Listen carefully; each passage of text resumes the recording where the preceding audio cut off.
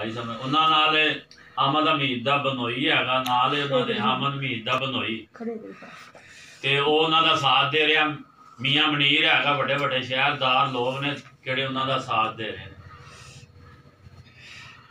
अच्छा हुण इलाज वास्ते की कह रहे हैं लोग डॉक्टर वाले कह रहे जी दी सर्जरी होएगी ते इहनूं तुसीं पैसा इकट्ठा कर लाओ इहदे ते साडे कोल इन्ना पैसा नहीं सी हैगा। कितने पैसे मांगते हैं? वो इस टाइम मांग रहे उदों उन्होंने मंगे 1,60,000 रुपया टोटल सारा।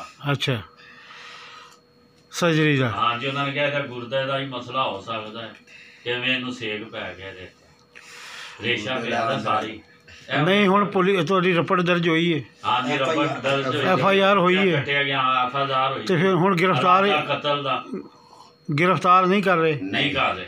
क्यों?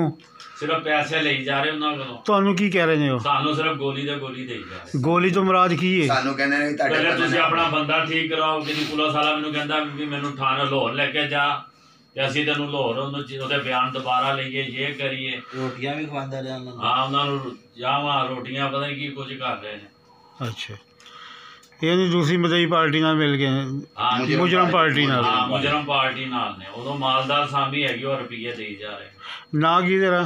मेरा नाम मोहम्मद शाहिद जी। अच्छा बीवी का नाम की है? बीबी। साले का नाम की है? साले का नाम फरूक है। अच्छा जेरे होर लागदा ਉਹਨਾਂ ਦਾ ਨਾਂ ਨਹੀਂ ਪਤਾ ਇੱਕ ਸਹਿਰਾ ਹੈਗੀ ਹੈ ਜਿਹੜੀ ਫਰੂਕ ਦੀ ਬੀਵੀ ਹੈ ਕਾਇਆ ਦਾ ਨਹੀਂ ਮੈਨੂੰ ਪਤਾ। ਅੱਗ ਲਾਉਣ ਦੇ ਵਿੱਚ ਕੌਣ ਕੌਣ ਸ਼ਾਮਲ ਨੇ? ਫਰੂਕ ਹੈਗਾ ਬਲਦ ਕੀ ਫਰੂਕ ਦਾ ਅਨਵਰ ਬਲਦ ਅਨਵਰ ਹੈ ਉਹਦਾ ਫਰੂਕ ਦਾ। ਆਸਮਾ ਹੈਗੀ ਹੈ ਆਸਮਾ ਦੀ ਭਰਜਾਈ ਹੈਗੀ ਹੈ ਤੇ ਆਸਮਾ ਦੇ ਜਿਹੜਾ ਨਾ ਆਦਾ ਸਹਿਰਾ ਦੀ ਭਰਜਾਈ ਜਿਹੜਾ ਭਣਵਈਆ ਹੈਗਾ ਉਹ ਹੈਗਾ ਤੇ 2-3 ਬੰਦੇ ਉਹਨਾਂ ਦੇ ਮਹੱਲੇ ਦੇ ਹੈਗੇ ਨੇ ਰਿਸ਼ਤੇਦਾਰ। ਇਹ ਵਕੂਆ ਕਿਸ ਜਗ੍ਹਾ ਹੋਇਆ?